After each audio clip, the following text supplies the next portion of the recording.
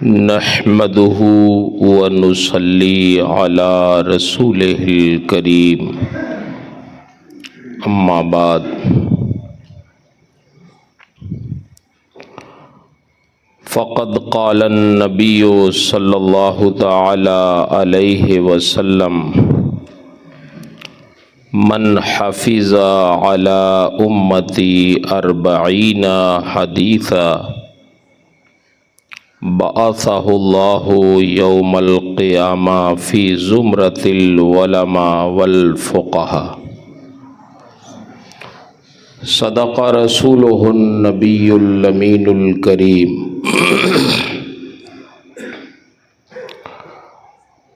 ونحن على ذلك لمن الشاهدين والشاكرين والحمد للہ رب العالمین۔ انتہائی عقیدت و محبت اور احترام کے ساتھ بارگاہ رسالت مآب صلی اللہ تعالی علیہ وسلم میں درود شریف کا نذرانہ پیش کریں۔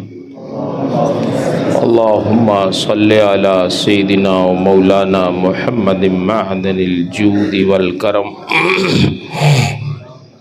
وآلہ وبارک وسلم صلاة و سلاما علیک یا رسول اللہ۔ معزز طالبان علوم نبویہ، علماء کرام، حاضرین مجلس، آج کی یہ مجلس مخدوم گرامی مرتبت حضرت علامہ مولانا وبالفضل اولانا حضرت مولانا حبیب اللہ صاحب زیدہ مجدہ نے ایک طالب علم کے 40 حدیثیں یاد کرنے کے اعزاز میں منعقد کی ہے۔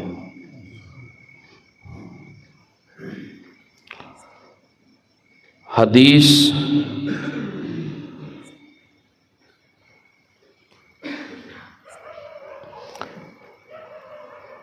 کا احترام، اس کی عزت، اس کا لحاظ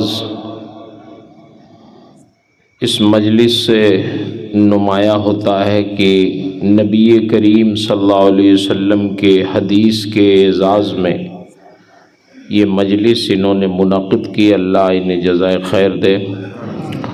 اور جس بچے نے امام نووی رحمہ اللہ کی اربعین جو ہے اربعین نوویہ یاد کی ہے، اللہ تعالیٰ اس طالب علم کے سینے کو علم سے منور فرما دے اور حدیث رسول کی برکتیں اسے عطا فرمائے۔ افسوس اس بات کا ہے کہ قرآن اور حدیث جو دین کا سرچشمہ ہے، ان کی طرف ہماری اور آپ کی توجہ نہیں ہوتی ہے۔ ہمارے طالب علم کیا سیکھتے ہیں، کس پہ زیادہ زور دیتے ہیں؟ کچھ لوگ ناظم اجلاس بننا چاہتے ہیں، نظامت کا شوق ان کو رہتا ہے، وہ کتابیں چھپ گئی ہیں اس کو رٹ لیتے ہیں تو وہ ناظم اجلاس بن جاتے ہیں، تڑ تڑ جو بیان کرنا ہے کرتے ہیں۔ کسی بزرگ کو بلانا ہوتا ہے تب بھی وہی جملہ کہتے ہیں، چلے آؤ، آ جاؤ۔ ہاں، کسی چھوٹے کو بلانا ہوتا ہے تب بھی کہتے ہیں آ جاؤ، میں ابھی فلاں کو پیش کر رہا ہوں۔ اچھا، کچھ لوگ نعت میں مشق کرتے ہیں، اس میں کچھ انعام بھی مل جاتا ہے، نذرانہ بھی مل جاتا ہے، تو سوچتے ہیں کیا ضرورت ہے قرآن حدیث میں محنت کرنے کی، 2-4-10 نعت یاد کر لیا کام ہو گیا۔ ہاں، جتنا ایک متوسط نعت خواں کو نذرانہ ملتا ہے اتنا ایک شیخ الحدیث کو تنخواہ نہیں ملتی ہے۔ ایک متوسط نعت خواں کو ایک رات میں جتنا نذرانہ اور انعام مل جاتا ہے، ہمارے مدرسوں کے شیخ الحدیث کو پرائیویٹ اتنی تنخواہ نہیں ملتی۔ تو لوگ سوچتے ہیں کیا ضرورت ہے اتنی محنت کرنے کی، حدیث میں محنت کرنا پڑے گا، یاد کرنا پڑے گا اور فائدہ بہت کم۔ ایک سال مہاراجہ شریف عرس میں پہلی مجلس میں جانا ہوا تو وہاں تلاوت قرآن مقدس کا مقابلہ ہوتا ہے، تو پورے ہندوستان سے ہماری جماعت کے مدرسوں سے صرف 12 لڑکے آئے تھے، بس 12 لڑکے۔ بتائیے، پورے ہندوستان کے مدارس سے صرف 12، مثال بتا رہے 9 ہی اور گھٹ گئے۔ کیا مطلب ہے بھائی؟ اس کا مطلب یہ ہے کہ قرآن سے ہمارا شغف نہیں،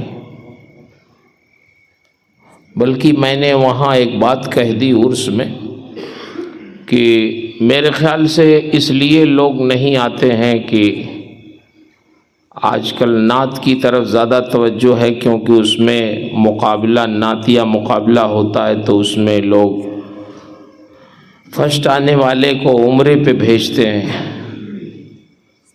تو کاش اگر قرآن مقدس کے مقابلے میں بھی کوئی فرسٹ آئے تو اگر اس کو اس طرح انعام دیا جائے تو کچھ قرآن کی اہمیت بڑھ جائے لوگوں میں۔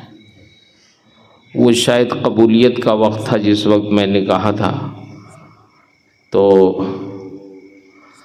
خانقاہ ماہرہ مطہرہ کے بزرگوں نے، مشائخ نے ہمارے اسی مجلس میں اعلان کر دیا کہ برکاتی صاحب نے جو بات کہی ہے اس کی روشنی میں ہم کہتے ہیں کہ آئندہ سال جو فرسٹ آئیں گے ان کو عمرے پہ بھیجیں گے، جو سیکنڈ آئیں گے ان کو بغداد شریف بھیجیں گے، اور جو تھرڈ آئیں گے ان کو اجمیر شریف بھیجیں گے۔ خیر وہ کر رہے ہیں اپنے وعدے کے مطابق۔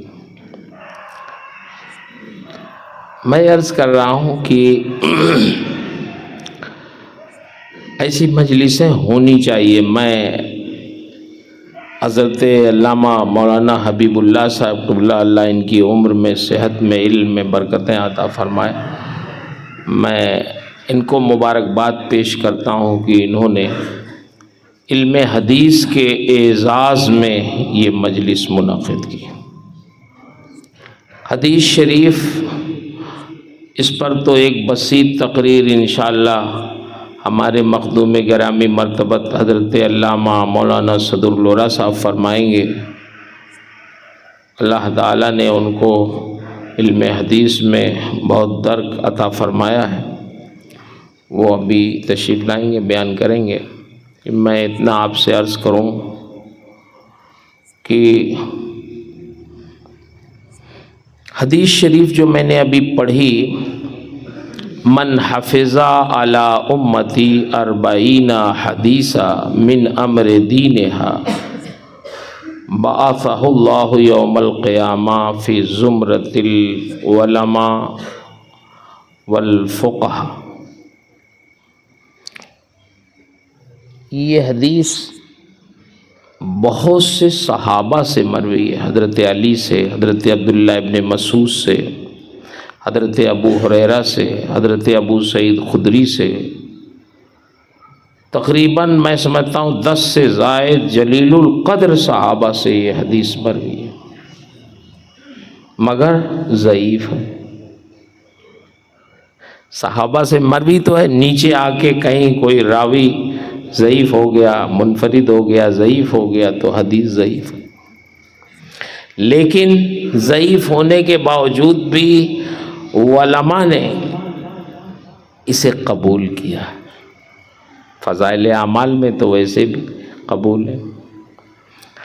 تو اس پر عمل کرتے ہوئے، اور خود نبی کریم صلی اللہ علیہ وسلم نے ارشاد فرمایا، اللہ تعالیٰ اس بندے کو تر و تازہ رکھے، نظر اللہ اللہ اس بندے کو تر و تازہ رکھے جس نے میری باتیں سنی پھر اس کو یاد کی، حفظ کیا۔ میں یاد کرنے کا لفظ نہیں بول رہا ہوں، میں حفظ کیا، اس لیے کہہ رہا ہوں، ابھی میں عرض کرتا ہوں۔ اس نے حفظ کیا، پھر جیسے ہی اس نے حفظ کیا اسی طرح آگے لوگوں تک پہنچایا بھی۔ تو اللہ اس بندے کو تر و تازہ رکھتا ہے۔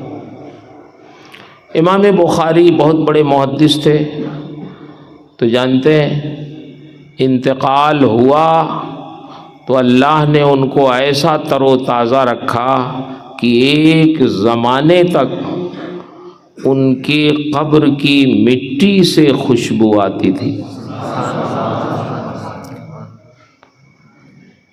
لوگ ان کی قبر کی مٹی ہی اٹھا لے جاتے تھے، تو پھر ڈالنا پڑتا تھا قبر میں۔ جس کی قبر کی مٹی اتنی خوشبودار ہو، اس کا وہ سینہ اور جسم کتنا خوشبودار رہا ہوگا جس میں رسول اللہ کی حدیثیں محفوظ تھیں۔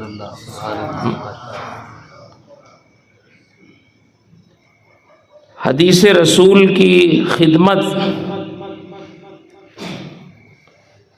یہ اچھا ہے، کوئی ویسا نہیں، میں اس میں آواز لوٹتی ہے، لیکن وہ تو وہ ہے نا ٹیمپریری، کوئی ویسا۔ چلو تم اپنا کام کرو۔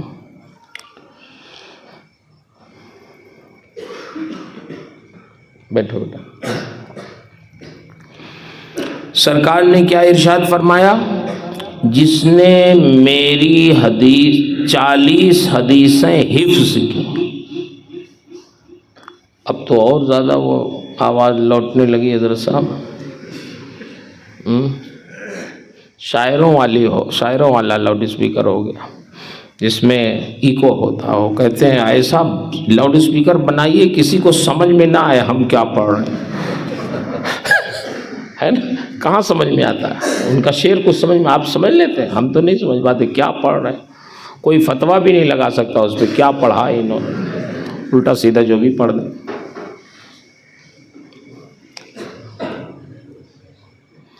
سرکار نے ارشاد فرمایا جس نے 40 حدیثیں حفظ کی۔ حفظ کا مطلب ہمارے ہاں یہ رٹ لیا، یاد کر لیا ہے نا۔ دیکھیے اگر آپ غور کریں تھوڑا سنجیدگی سے، تو حفظ کی جو فضیلت تھی صحابہ کے زمانے میں، تو صحابہ جو قرآن کو حفظ کرتے تھے تو وہ اہل زبان تھے، قرآن کو سمجھتے بھی تھے۔ بات سمجھ میں آئی؟ اور یہاں ہم لوگ جو حفظ کرتے ہیں وہ کچھ بھی نہیں جانتے، خالی حفظ کر لیتے ہیں، رٹ لیتے ہیں۔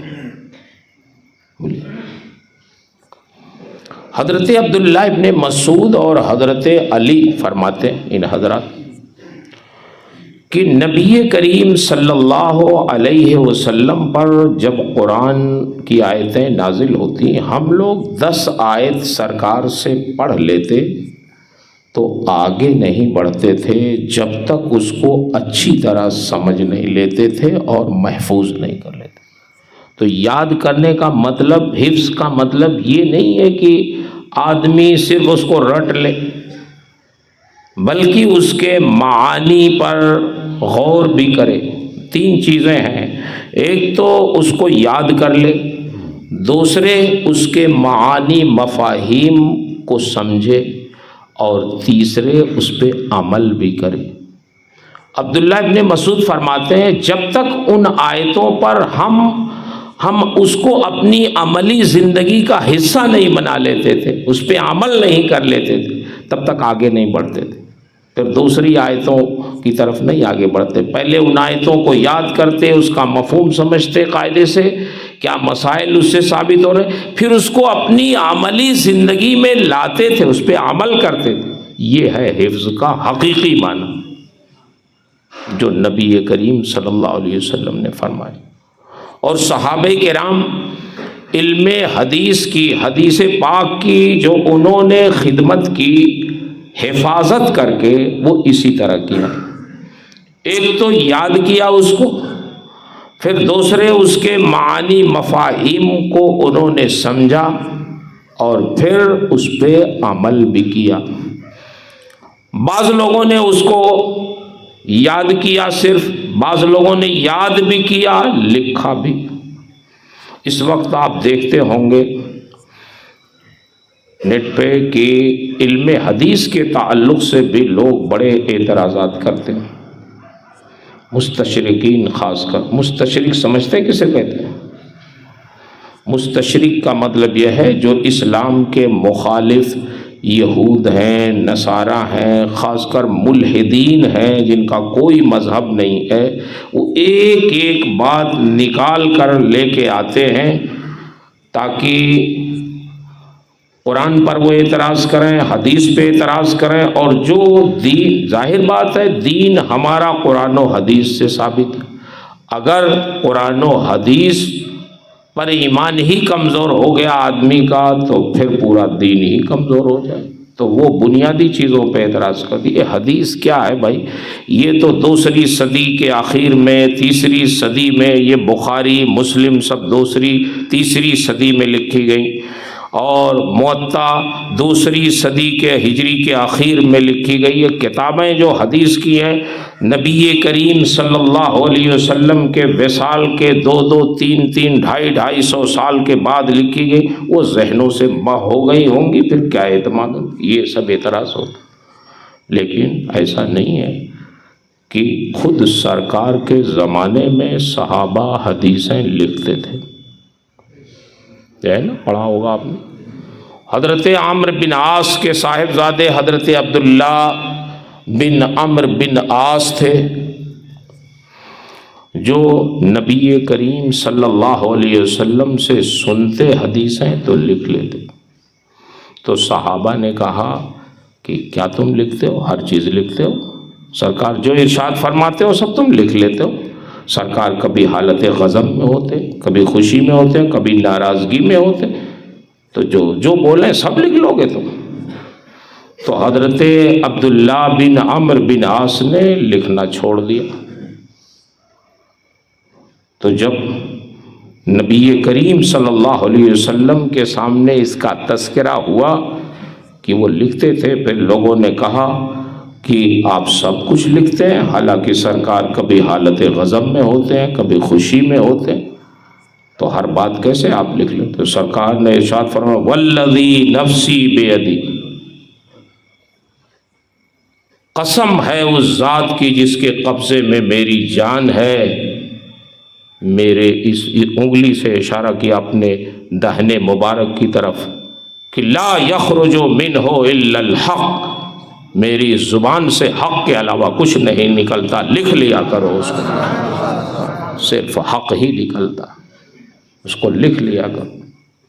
تو حضرت عبداللہ بن عمرو بن عاص حدیثیں لکھنے لگے، لکھتے تھے، ان کے پاس نوشتہ تھا۔ خود حضرت ابو ہریرہ کے پاس نوشتہ تھا حدیثوں کا، جو ان کے شاگرد، آپ روایتوں میں پڑھتے ہوں گے نا، مسلم میں اور بخاری میں، حمام بن منبہ، یہ حضرت ابو ہریرہ کے شاگرد تھے، انہوں نے تیار کیا تھا نوشتہ حدیث کا، یہ حضرت ابو ہریرہ کے پاس تھا۔ تو سرکار کے زمانے میں حدیثیں لکھ کے صحابہ اس کی حفاظت کرتے تھے۔ خود نبی کریم صلی اللہ علیہ وسلم نے جو خطبہ دیا حجۃ الوداع کے موقع پہ، حجۃ الوداع کے موقع پہ جو خطبہ دیا سرکار، تو یمن کے ایک صاحب آئے تھے، انہوں نے کہا کہ اس کو ہمارے لیے لکھوا دیجیے۔ تو سرکار نے فرمایا کہ اکتبوا لابی شاہ، ان کا نام تھا ابو شاہ، سرکار نے فرمایا ابو شاہ کے لیے یہ لکھ دو۔ تو لکھنے کا حکم خود سرکار نے دیا۔ تو حدیثیں سرکار کے زمانے ہی سے لکھی جاتی رہیں، اس کے نوشتے رہے، لوگ محفوظ بھی رکھتے تھے۔ ایسا نہیں، عرب کے لوگوں کا قوت حافظہ ہم لوگوں کی طرح تھوڑی تھا، بہت مضبوط تھا، اور صحابہ کرام وہی ہیں جنہوں نے قرآن بھی یاد کر کے ہم تک پہنچایا، اور انہوں نے ہی حدیثیں بھی ہم تک پہنچائی. تو اگر قرآن کے بارے میں آپ یہ سمجھتے ہیں کہ ان کا حافظہ بہت اچھا تھا، وہ امین تھے، قرآن کا ایک ایک لفظ ہم تک پہنچایا، ایک ایک حرف پہنچایا امانت و دیانت کے ساتھ، تو حدیث بھی انہوں نے ہی پہنچائی ہے.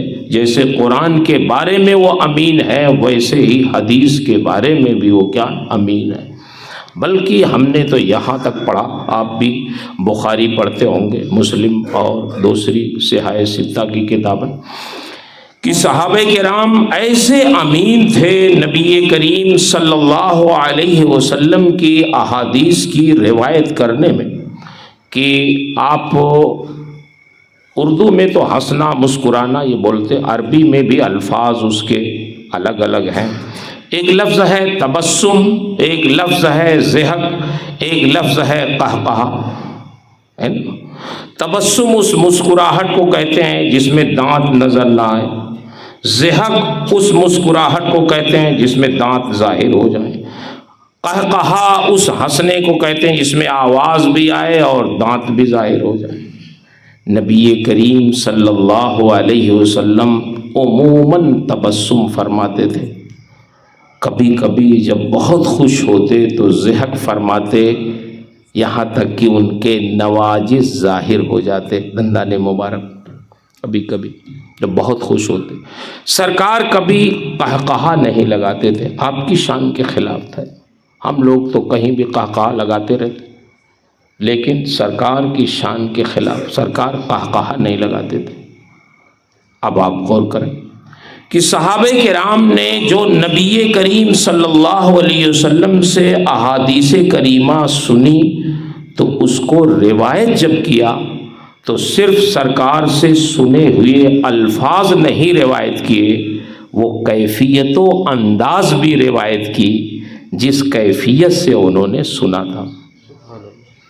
اگر نبی کریم صلی اللہ علیہ وسلم نے اس طرح مسکرا کے حدیث بیان فرمایا کہ دندان مبارک ظاہر نہیں ہوئے، تو صحابہ نے اس کے لیے فضحک النبی نہیں کہا، بلکہ کہا فتبسم رسول اللہ صلی اللہ علیہ وسلم. اور اگر دندان مبارک ظاہر ہو گئے تو اس کے لیے صحابہ نے فتبسم نہیں کہا، بلکہ کہا فضحک النبی صلی اللہ علیہ وسلم. سرکار نے ضحک فرما کے یہ حدیث بیان فرمائی، تو صحابہ بھی ضحک فرما کے بیان کرتے تھے، تاکہ بالکل رسول اللہ کے ارشاد کے مطابق، ان کی کیفیت کے مطابق ہو جائے. اتنا لحاظ کیا. بعض احادیث میں یہ بھی ہے کہ رسول اللہ صلی اللہ علیہ وسلم نے اپنی ریش مبارک پہ ہاتھ رکھ کر یہ حدیث بیان کی. تو صحابہ کرام جب حدیث بیان کرتے تو وہ بھی اپنی ریش مبارک پر ہاتھ رکھ کر کہتے، اس طرح رسول اللہ صلی اللہ علیہ وسلم کو ہم نے بیان کرتے ہوئے دیکھا. وہ انداز بھی بیان کیا.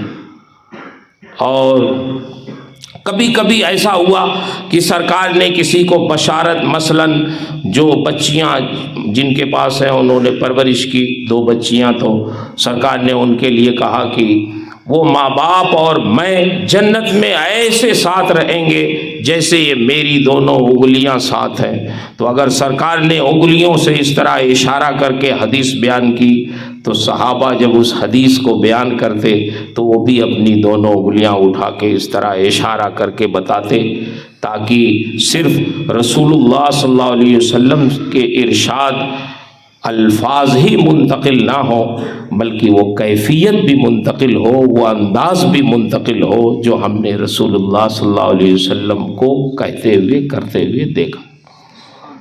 یہ محبت تھی صحابہ کی سرکار سے. ان کی اداؤں کو محفوظ بھی کیا، بیان بھی کیا، جہاں ضرورت محسوس ہوئی لکھا بھی، اور پھر اس پہ عمل بھی کیا. تو یہ ہے یاد کرنا، سمجھنا، اس پہ عمل کرنا، یہ ہے حفظ. اس کا نام حقیقت میں حقیقی حفظ یہی ہے. تو سرکار نے جو فرمایا کہ میری امت